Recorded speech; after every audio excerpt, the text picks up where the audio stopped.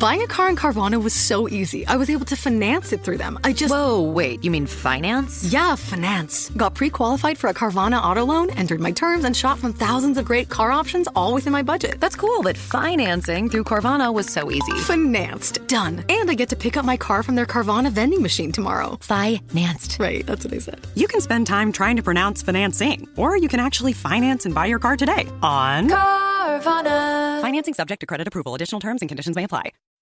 This is the way it feels to move through summer in Lululemon. Iconic Align softness without the front seam. For our smoothest look and feel ever, summer won't know what hit it.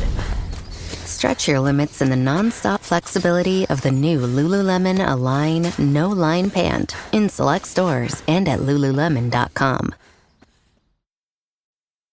This is Optimal Living Daily, a life-changing challenge. Add one compliment by Joshua Becker of BecomingMinimalist.com. And I'm Justin Malik, your personal narrator. We're going to get right to it as we optimize your life. A life-changing challenge. Add one compliment by Joshua Becker of BecomingMinimalist.com. Quote, "Blessed is he who has learned to admire but not envy, to follow but not imitate, to praise but not flatter, and to lead but not manipulate." William Arthur Ward. For the past several weeks, I've been trying a little experiment. It's been quite life-transforming, and I recommend it to you.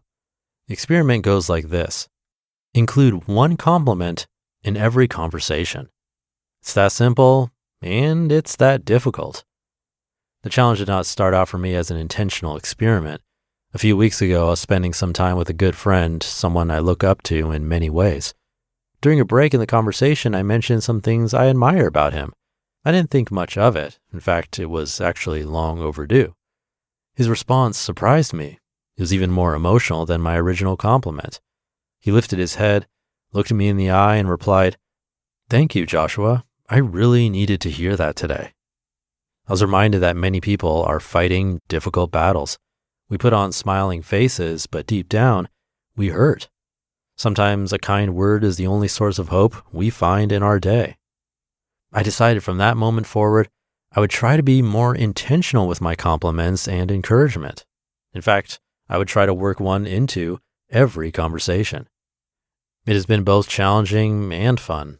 I've not been perfect, but here are some of the results I've noticed. Number one, it benefits others. Compliments encourage others. Through kind words, we remind people of their value and their talents. All of us want to be noticed. Receiving compliments confirms that we are. They provide confidence and joy and hope. Number two, it benefits me. When we share happiness, we receive it. These days, I see more smiles. The experiment also forces me to think less about myself and more about the other person. It's quite self-revealing.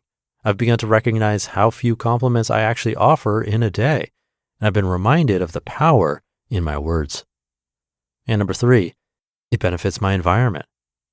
The people around us create the environments in which we live, work, and play. Spreading joy among them by fostering a culture of encouragement challenges others to do the same. Our work environment feels different, our home life feels different, and the world around us begins to change just a little bit. Our words are important. They have the potential to carry life within them, and offering heartfelt, sincere compliments is one of the best ways to accomplish that. If you do decide to try the experiment, here are a few things I have learned. Number one, look for a prompt. I found it helpful to associate the challenge with a physical object around me to serve as a reminder, something you'll have present most of the day. There's no need to buy anything new. Just attach special meaning to an article of clothing or jewelry. Use it to remind you of the challenge. It can be easy to forget. Number two, let common sense be your guide. Not every conversation needs a compliment. Some are short, some are just in passing, and some people we talk to on numerous occasions during the day. So use your common sense. If you talk to your boss, coworker, or spouse 10 to 15 times each day, Offering a compliment each time may get awkward. Settle for a few well-timed, kind words instead. Again, use your best judgment. Number 3, keep it natural. The benefits of the challenge seem to diminish significantly when you tell someone, "Oh, I'm just saying compliments today as part of an experiment." Using your common sense will help to avoid those situations. Number 4, try to be specific. It's not always possible, but specific compliments about a person and what you appreciate about them seem to carry the most weight. Number 5, you can always end with a compliment if you need to. More than a few times, I offered my compliment at the very end. "It was nice talking to you today," or "I'm glad you stopped by," seemed to work nicely if I didn't work a compliment into the flow of the conversation. Number 6, using a compliment as a transition can also be helpful. They sound very natural. "Hey, you're good at math. I have a question for you. I noticed that you do a good job of managing people. Can I ask you something? You're great at solving problems. Can I get your input?" They take some forethought, but work really well. Number 7, the more you know someone, the easier it is to think of something nice to say. As might be expected, the better you know somebody, the easier it is to think of and offer a specific compliment. They tend to flow a bit more natural. Keep that in mind because you'll need to work hard around people you don't know as well. Number 8, learn from your mistakes. There'll be numerous times each day when you forget to offer a compliment. Don't give up. Instead, try to learn from it. As you walk away, see if you can figure out why you forgot. There are probably several reasons, but I found one of the most common to be the simple fact that I was more focused on myself during that conversation than the person I was speaking with. Number 9, give it a few days. I recommend committing to the experiment for 3 days. And number 10, take notice of your response. How does the challenge make you feel? More confident, more joyful? What lessons can you learn from it? And how might it affect the words you choose in the future? Go ahead, try adding one compliment to every conversation today. I'm confident you'll be really good at it. You just listened to the post titled, "A Life-Changing Challenge. Add One Compliment" by Joshua Becker of becomingminimalist.com. And I'll be right back with my commentary.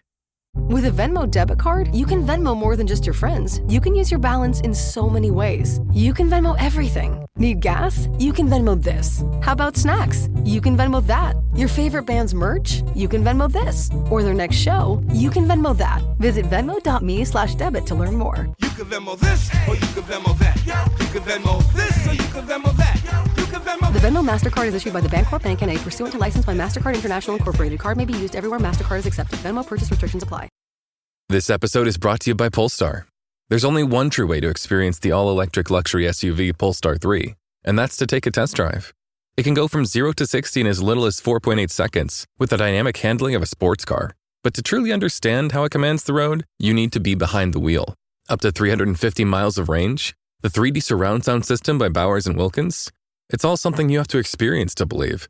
So book your test drive for Polestar 3 today at polestar.com. Thank you to Joshua. He's such a kind person. I got to meet him before. And this is a great example of that. It's a simple idea, but like he said, it can be both simple and difficult at the same time. I don't know about you, but sometimes those random, unexpected compliments end up being exchanges that I remember for decades. I can still remember some and look back fondly on those memories. And I think that's key, that they're unexpected and feel genuine. Occasionally I get emails from someone expressing appreciation. Those really stand out because, well, to tell you the truth, it's more common that people only email when there's something they don't like. It's sort of the culture these days. Like if something's changed with the podcast that they're not thrilled about, they might have been listening for years, quietly, never sent an email, but now that something's changed, they're not happy, well, that'll spark a message. So it feels like those are more common than the complimentary ones. And again, I think that's our culture right now. So if we take what Joshua is saying to heart, we could really not only benefit others, but ourselves and our environment, like he said. So something to think about today and this week. But I'll leave it there for today. Thank you for being here and listening to me and for subscribing to or following the show. And putting up with anything that's changed over the years, which we do to keep these podcasts going. I'll be back tomorrow reading to you where your optimal life awaits.